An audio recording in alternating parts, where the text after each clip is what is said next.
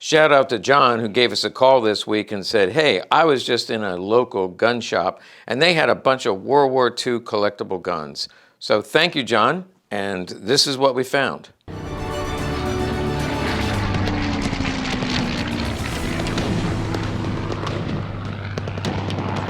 People ask us all the time, where do you get all your guns? Well, actually, the most guns we get are just from individuals like you who contact us and say, we have a gun or two for sale. So there's a lot of onesies, twosies, as we call it. And then secondly, we attend auctions. It's getting harder and harder because auction prices have gone up so much. And then, of course, once in a while, like this week, we get a call about 200 or 300 guns. In this case, we have somebody picking them up in a truck, but we'll get 200 or 300 guns at a time out of a collection. It's very rare for you to walk into a typical gun store and find a World War II collectible.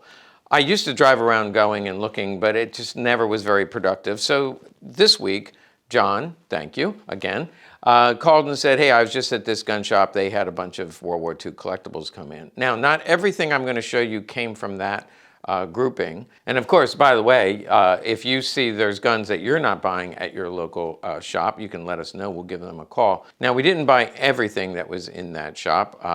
Honestly, we picked out the items that we knew we could sell pretty easily. There's still more there, and when we run out of guns, we might go back. But let me show you some of the ones that we brought back, and they'll be available on our website real soon. Some of them won't last very long. This one is my favorite, by the way, because it's an NSKK. Come check it out. I'm first going to show you the Walther PPs. These are all wartime or pre-war, and this one is a good example. I believe this is about 1940. That marking right there is the NSKK. If you collect guns, you know that that's a very rare marking and desirable on a PP. I'm not aware of any other gun having that marking. And that was the Transportation Corps. So you're used to seeing the guy in the motorcycle. They also sometimes help with traffic and courier service. They would send messages and drive dignitaries around like chauffeurs. But it was the Motor Corps NSKK. They only made a few thousand of these, and they are found within a certain serial block. And this one has wear here, a little bit of wear here, and it comes with the correct finger extension magazine, high polish, and the caliber is 7.65. We will be offering this. It won't last very long. There's actually a waiting list of people who want this gun. I'm going to move fast and furiously because there's a lot to see here. This is absolutely gorgeous, minty. We can see the finish, this high polish finish. You can see it's gloss, it's a little more polished, whereas this one, you can actually see the markings from the machining, polished less. So 1940, it starts, the finish starts to deteriorate in 1942, and this is, I believe, around 1943. It has the Waffen stamps, which means it went to the military, and most likely an officer in the military. Somebody asked, how can you tell? It's because if you see enlisted troops, they're always carrying a 9mm, which would be Luger, or P38 or some other 9mm, whereas the higher the rank, the smaller the gun. That happened in the US Army as well as the German Army. And so these PPs and PPKs that are Waffen stamped probably went to an officer. It has a correct magazine with the Walther banner and the caliber underneath, 7.65. And this is about as good as they get. Front strap, very nice. You can see the lines from the machining. And there's the serial number in both places, and these are the Eagle proof stamps. I believe I have others. Oh, speaking of the devil, there it is. So again, look at the finish on this one. This one, you can see the machine marks. I talked about it. And compare that. This one, you can tell, is a higher polish. And you don't see the machine markings. Front strap, same thing. Look at the difference between this one, machine markings, and duller finish. So this is earlier.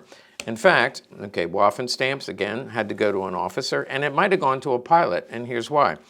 This serial range with the number here and here, this serial range is a Luftwaffe contract. That'll be one of my next books will be on police contracts and military contracts, but this would be a Luftwaffe gun, and it would have come with a matching magazine numbered on the bottom. Here's a picture of what it should look like. numbered magazine, and there would be two. So there'd be two matching number magazines. In this case, we have the gun. We do not have the matching magazine, but we do have a correct magazine, which is Walther Banner, but a little bit duller finish. What's the year on this one? I believe this is about 1941, and the finish is appropriate for that time period. Let's keep moving. Love Walther PPs and PPKs. This one comes with a holster. It's going to be ACA marked. Right here you see DRGM, and underneath, barely visible, is an ACA stamp. So this is an ACA holster. Now let's take a look at the gun itself. This is a special one as well. PDM. Now what's interesting about this, that's Police Department of Munich, and then they have a rack number. Usually that coincides with the serial number of the gun, so you can see it ends in 332, and right there you see 332. So this is the correct range for a PDM. This side is a little bit better than the other side. There's some interesting features. First of all, most noticeable, bottom release magazine. There's no button here. I have no idea. It was actually Heinrich Himmler that put in the order for these guns because he was the director or superintendent of the Police Department of Munich before he was promoted into the head of the SS. So this is a contract from 1934. You do see a little bit of wear here. And it does have a bottom release magazine instead of the button. See, these all have I like the button better because you go like that and it just pops out.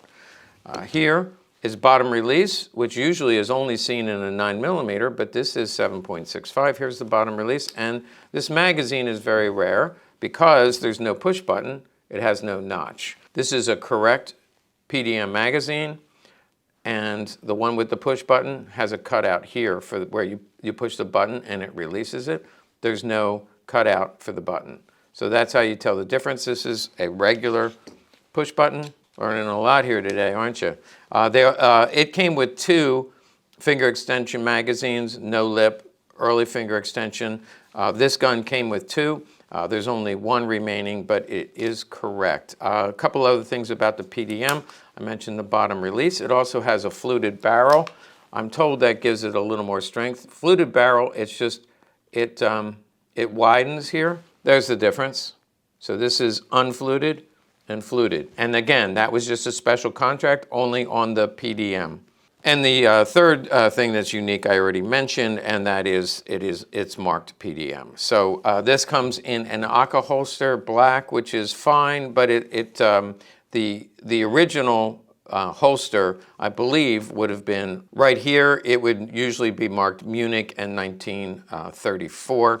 So this is an appropriate holster, but not the original holster. All right, next we're getting every variation here. Although there was an RJ up there, we didn't pick it up. The RJ I thought was priced too high. There was no room for me at all to buy the RJ. But this is the RFV. We've done a video just on the RFV PP. Also, when I did the NSKK, you can search Legacy Collectibles and then put in NSKK, and you'll see a video just on these. And I have a video just on these. The Reichs Finance Bureau.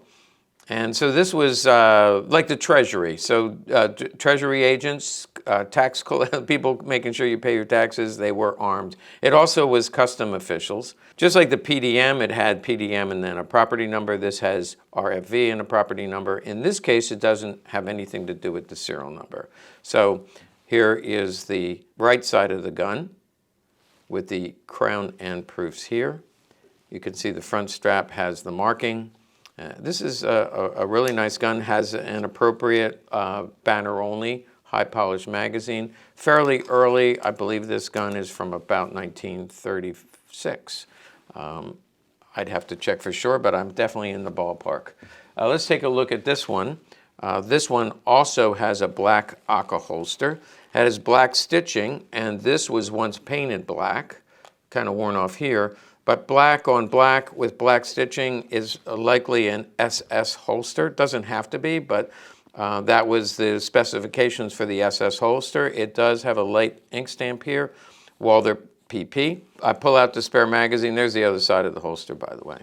So a nice SS holster with this gun, which happens to be also an SS gun. So Here's how we can tell. The serial range, 203. And if we go to my book, here's a copy of my book. There is a section where it gives the serial ranges.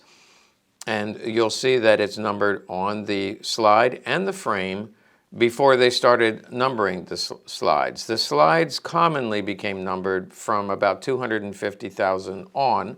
So from 250 on, they numbered all the slides. But before that, they generally were not numbered. The SS guns, they did have them numbered, and then it has one matching magazine. So you can see right here, it's the number 2 magazine. It's numbered on the spine. Whoever buys this gun, this magazine, while it matches and has to stay with the gun, it doesn't fit very well. Now, I know a guy who can maybe straighten them, but you can see that it's a tight fit. And I'm not sure why, but it's a tight fit. So it has to go with this gun, but in order to use the gun, this is not an SS mag, but it fits perfectly. So there's nothing wrong with the frame. This fits perfectly, and other magazines fit perfectly. But the one that goes with the gun, it's a little bit too wide and difficult to put in. I will talk to a guy next week. Maybe we can straighten that out. But let's just assume it doesn't fit correctly. But if you buy it, let us know. We'll see what we can do to help out. This is an SS Contract PP from about 1941. Here's the last of the PPs, and actually I did a video on this one as well because it is Waffen stamped. Now that's a very light strike, and as soon as you see no legend, I'm suspicious that it must be from 1945 because that was the year they stopped bothering with doing the legend because they were in a big hurry. They did, however, inspect it for the military. So this was made in 1945, and the verification of that is the AC code. AC code, just like the P38, that was the code for the factory. So it was a lot easier to just put an AC there than do the factory logo. As you can see here, there's the factory logo. And this one doesn't have it, but it is AC marked. It is matching. It has the correct late 1945 magazine. And the reason I can tell, see, that's blued. This is phosphate. At the end of the war, they were using some phosphate finishes in the Walther factory. I'll show you a P38 made at the same time, actually. And then you see the W, which means unhardened, and that was because they were skipping that step. So they're just letting us know the magazine is unhardened. It's phosphate, fits nicely in here.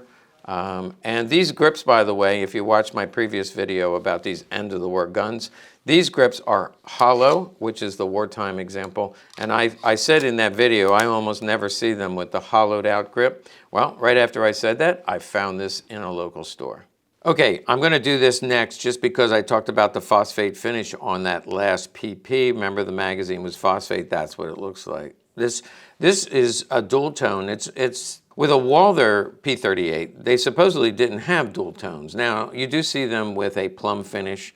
You do see them with some phosphated parts. In this case, this is a dual tone. It's from 1945. You can see, you probably can barely see it, but Randy works magic. So AC 45, and it is in the C block, which was April. C is April of 1945, and that's when the GIs came in. Now, we've shown this picture a dozen times, but here are the GIs picking up these P38s in 1945. They were also, the ones that were not put together, they were putting them together or paying the forced labor to put them together, and they didn't care about matching them up. So this is a known variation. It's called a GI mismatch because the GIs just threw these together. So this is from April of 1945. The GIs came in. They were putting them together as souvenirs. This is dual tone, phosphate, phosphate barrel, blued here, phosphate here, cog hammer, which is a late feature. Look at this magazine. This magazine, I was in the store and I was just opening this up and I said, oh my gosh, as soon as I saw this, I'm like, I want this gun. Because this is also unhardened, P38, all phosphate, phosphate bottom. Isn't that cool? Look at that phosphate bottom. This magazine, I'm just going to venture a guess. I think collectors pay like $400 for an all phosphate magazine. Now the follower is blued, but everything else on this is phosphate. So it's just a really nice find for a GI put together and people pay a premium for this. Now, it only has one inspection, meaning the slide was approved and stamped. But then after it was put together, it wasn't approved. Usually there's three. There's a firing proof. This never had a firing proof. And also when the gun is assembled, there's an inspection stamp. So usually there's three in a row. Here's an example, three in a row. In this one, it was only the slide was inspected. It probably has other proofs. Let's look under here. Yeah, there's a proof here. So the barrel was inspected and the frame was inspected, but it was not inspected all put together.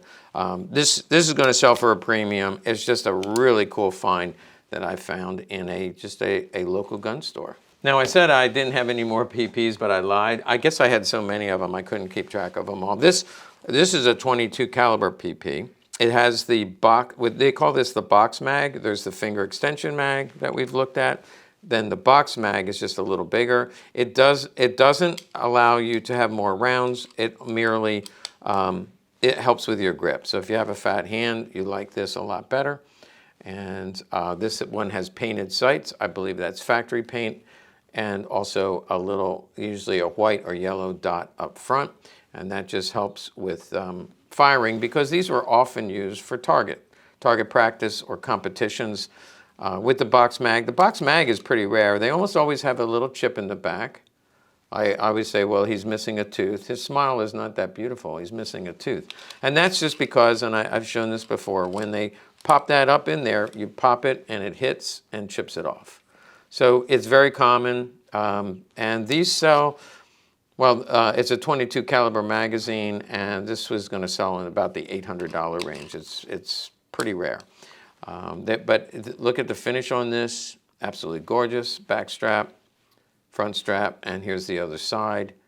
And it's in the $239 range. I believe this is about $1940. Now I have another one to compare it to, but this is like new in the box. Notice we have caliber 22. The box is splitting a little bit on the, let's see here. I just want to show you the condition because we will be offering this for sale. Caliber 22. There's a serial number that matches the gun. Now we have the manual. It was Zurich, so it was probably sent to Switzerland and sold in well, there's the retail store. We've seen this before. W. Glasser had a retail store in Zurich, and this is the original manual that goes with it. It's dated April of '39. Let's get the gun itself, because we want to take a look at the serial number. You can see the serial number of the gun matches the serial number on the box. So very rare to find the original box and the gun. And these, let's compare the two. This one is just a little bit later. This might be about 1938, 39. This one is 1940. Finishes are very similar. Beautiful condition. Both 22 calibers are beautiful condition. Notice fire blue here and fire blue here. This has a little bit more bluing. It doesn't have the box mag. In fact, it has a later mag because it has the button. There should be no button. This is a later mag. And the spare mag is also a later mag. It's got a button. So we have a spare mag. We do have the proper cleaning rod, because the cleaning rod for the 22 has it's like a zigzag here. Only the 22 caliber, it's in brass, only 22 caliber has that configuration. So it's a rare, oh, here's the original cellophane that came in. Got to show you that. And then the cleaning tin, the early ones had a picture of the factory. There's the Walther factory. And again, this went to Switzerland. There's the original oil. This is probably not original. It just feels like a cotton ball. And I don't believe that's original, but I'll bet that's original oil, because that's the way it should look. This is the rag that was probably folded up in the box, but I'm going to put that right there so when we put this on it, it doesn't scratch the surface. Gorgeous gun in the original box, just a wonderful find. So I also came home with 3 PPKs. This one, remember the Waffen stamp with the high polish finish. This is about 1940, 41. Does not have a matching magazine. It should come with a flat bottom mag, and it does. It does not have a numbered mag. I don't I can't remember. I don't think this is in the Luftwaffe range, so it just went to a military officer.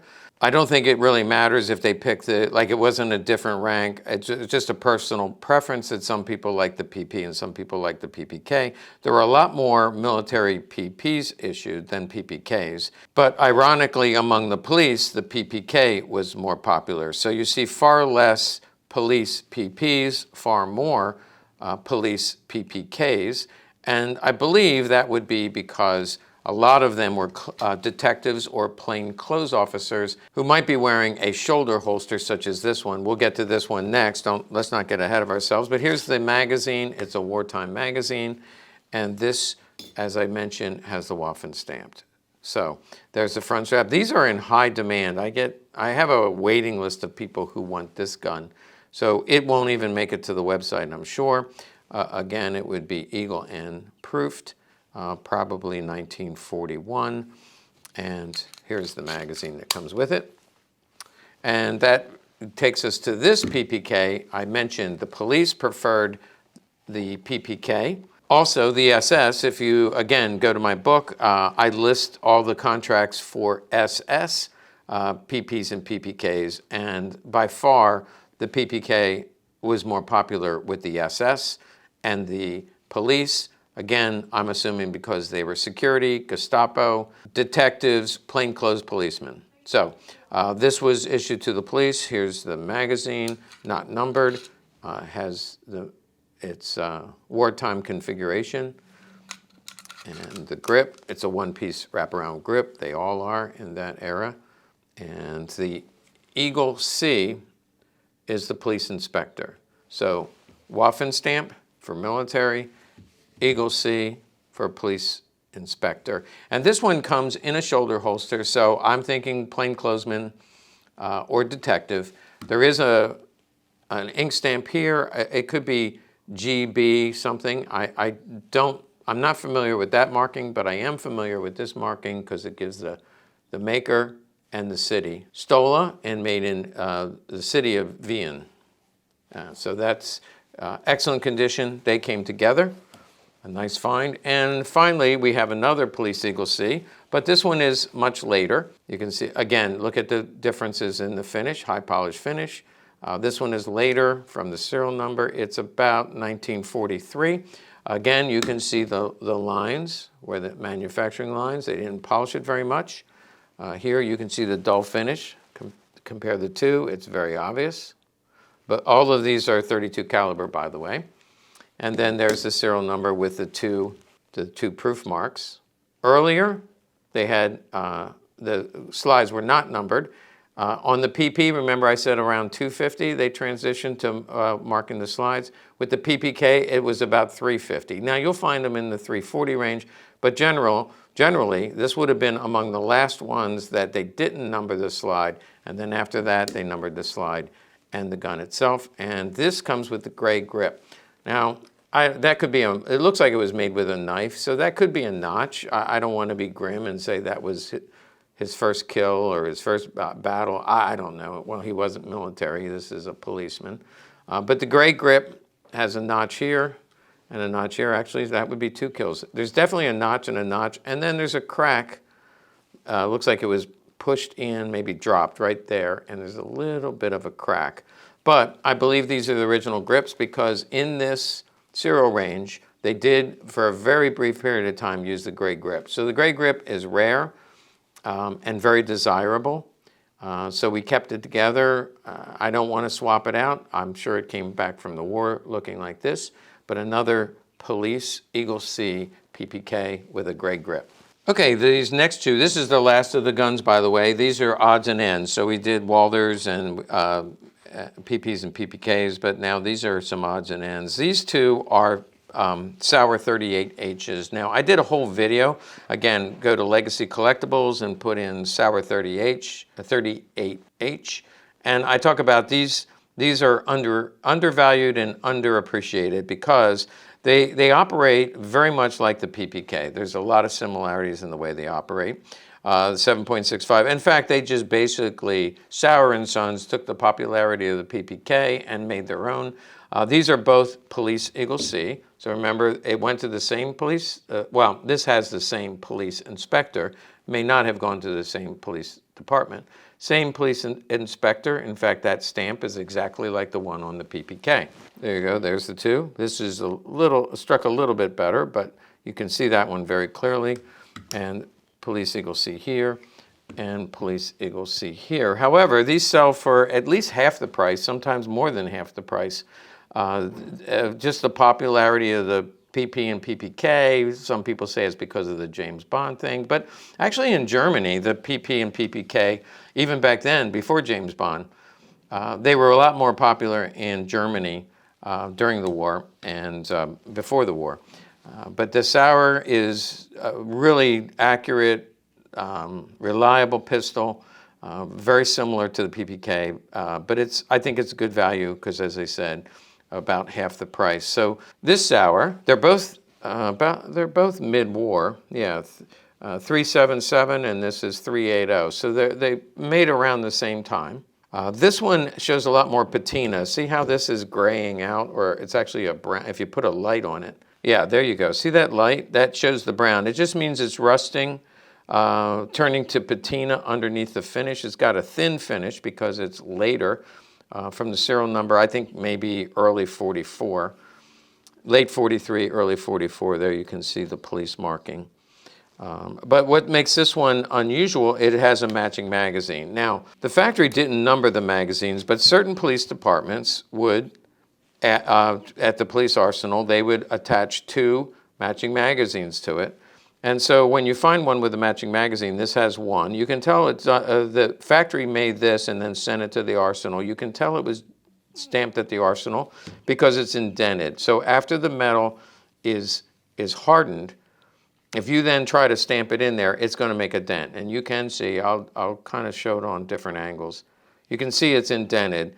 Whereas a factory numbered mag would number it, roll stamp it while the metal was still soft, so you would not see this indentation. So this was done in the factory. I was just on Rock Island this weekend. They had a Sauer Police Eagle C with 2 matching magazines, and I think the bidding went to like $6,000. It is very unusual to find, and I've seen them with 2 matching magazines. This one has 1, and it'll be far less than $6,000. But this one, Police Eagle C with a matching mag. This one, Police Eagle C, mag not numbered, and if you collect Sauers, 96% of them will not have a numbered mag, and that's because they were never numbered. Most of the police departments didn't care, but certain police departments wanted the 2 matching magazines, the numbered magazines. So this one is in a little bit better condition. The finish is really nice here. It has the Sauer & Sons logo. And this side just has a little bit of wear. It's a better condition, but no matching magazine. A lot of patina with a matching magazine. Let's go way outside the ballpark and go with this Tokarev. Russian Tokarev captured or traded with a Russian soldier. So sometimes the Germans would capture it and then the Americans would come along and capture it from the Germans and bring it home. But there are incidences and anecdotal stories about when the Russians and the Americans met. I think at the Elbe River, they would exchange guns. The GI would hand him his 1911 Colt, and the Russian, I don't know how this was allowed, but there's a lot of battlefield pickups, so we'll just imagine that was possible. But made in 1943, numbered here, maybe traded with a GI or captured from a German who captured it from a Russian. This one has a matching magazine, which is pretty rare. So to find Tokarevs usually have no condition at all, meaning they're just really beat up. They're in the snow a lot, they're in the rain a lot, they're in the mud. And so I often see them just no finish, a lot of pitting, just ugly guns. This one is much better than most I've seen. You can see a good amount of finish here, a great amount of finish here. Not a beautiful gun, but it certainly is in better condition than most. You do see the serial number on the top of the slide along with the date, serial number and date. and then serial number on the magazine. They originally came with 2 matching magazines and a holster. This one is just the gun with 1 matching magazine. Let's jump to the Femru. This was issued to the Luftwaffe, and we know that because they ordered 30,000 of them in 1941, and then another 30,000 in 1943. They all went to the Luftwaffe. They have a proof stamp here. They are numbered here and have a proof stamp here. These work really well, very easy to handle. Love these guns, and I actually took one to the range and shot it, and I did a video of that.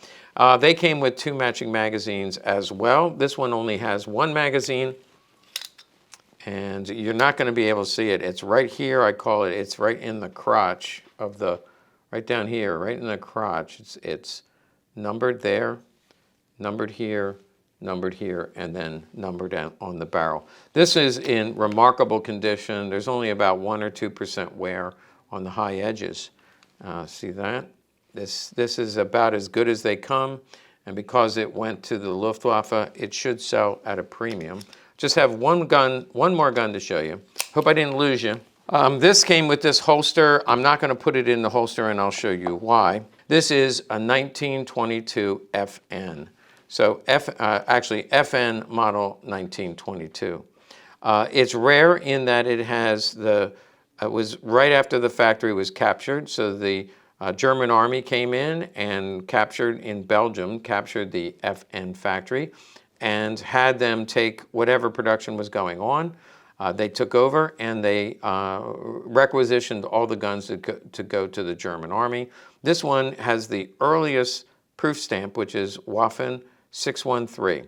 Waffen 613 here, here, and here. Also in other parts of the gun when you take it apart. On the barrel, this one has a firing proof on the barrel here.